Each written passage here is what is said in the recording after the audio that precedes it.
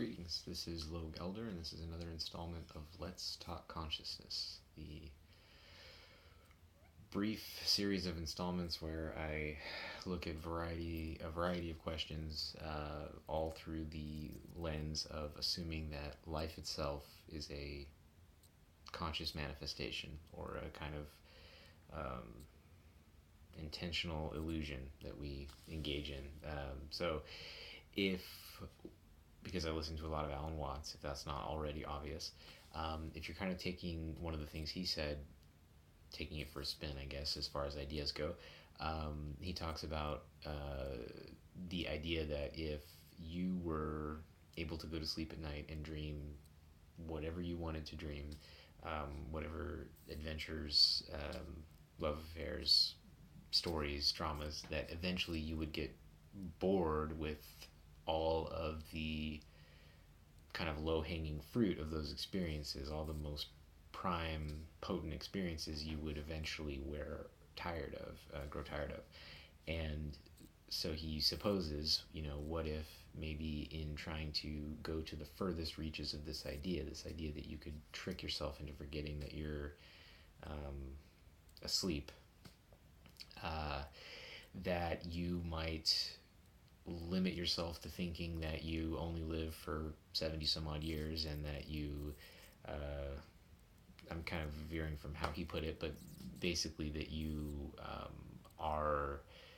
isolated and alone and in a big scary world where you're kind of going out as this being that has the ability to do this. You're kind of going out on the furthest fringes of what you can experience and daring yourself to go further and further. So he expresses it that way. He uses the analogy of dreaming, being a person, dreaming of being a person, keeping it in a kind of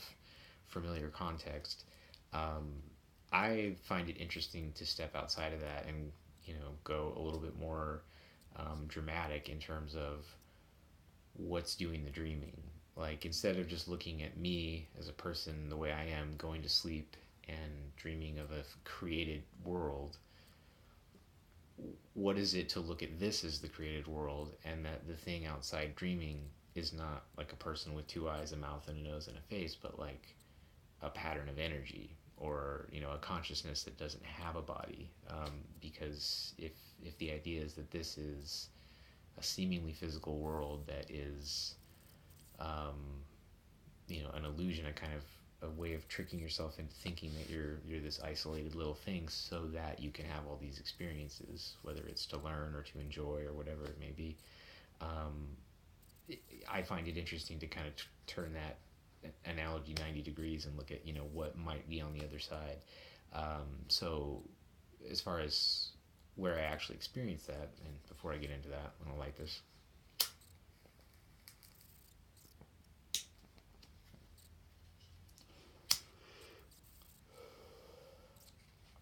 So I have moments of just day-to-day frustration or boredom or mundane experiences, washing dishes, going to work, whatever it is. But it does occur to me at times to kind of refresh my point of view and see it from a different point of view, that this sort of massive entire consciousness, or all that is, or God, or source, or whatever you want to call it, decides to have the experience of being a person on a planet that has to wash a sink full of dishes and get into traffic and be disappointed because their day didn't go that well, and only have a couple of little brief flickers of happiness throughout the day that they can kind of eke out while the rest of the day is getting shit done that just has to get done.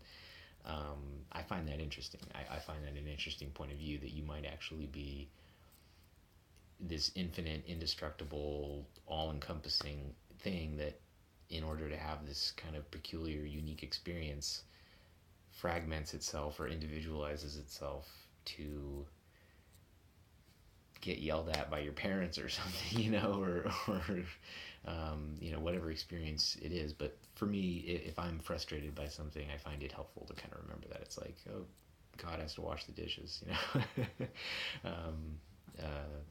this. I like the idea of if you really are fundamentally a part of the whole thing, that means some aspect of you was really there for the beginning of it all, if that's how you want to frame it.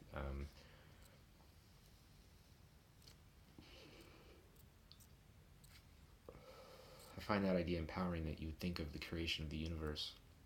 or of the multiverse or whatever it may be,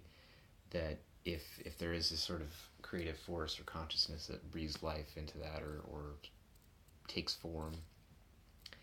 and that we're all derived from that thing, that if part of us, or the sort of root of us, or whatever you want to say, words fail of course, but something in us was there for the beginning of it all, if you're taking that model of reality seriously at all. So I find that interesting too, just to give yourself permission to think that you are something really far beyond the mundane, profane, grit of life. So if you have a tendency towards Eastern philosophy, or that kind of not Western or scientific view of reality, I find that can be empowering, because we're always kind of reminded how meek and small and insignificant we are, especially if you're coming from those Western philosophies.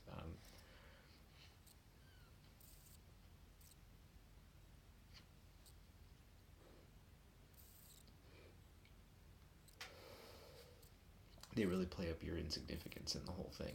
Whether it's scientific materialism or modern Christianity, or the kind of derivative groups within that. Not to slam any one particular religion, but because that's such a wide net and covers so much, um, it's really more the philosophy, the whole sinners in the hands of an angry God kind of thing. There's a lot of ways that philosophy and spirituality of our modern setting takes us out of our connectedness to the bigger picture, to creation, or um, some sort of spontaneous conscious unfolding, whatever you want to call it.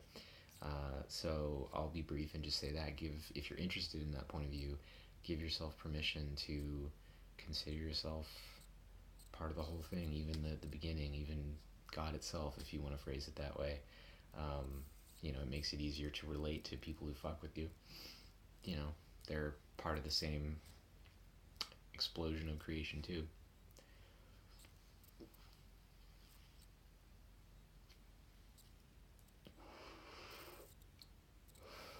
So have fun, get out there, fuck shit up,